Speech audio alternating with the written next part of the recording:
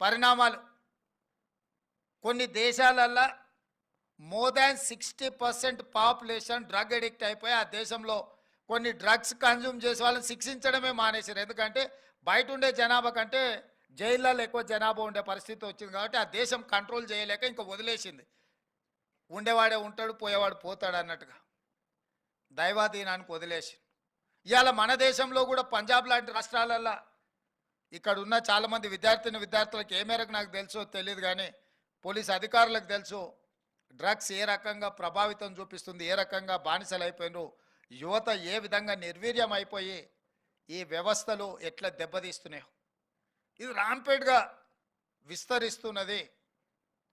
అందుకే ఈరోజు ట్రాఫిక్ సమస్య లేకపోతే ఇతర సమస్యలు మనం పరిష్కరించుకోగలిగినాయి, దాన్ని స్ట్రీమ్ లైన్ చేసుకోవడం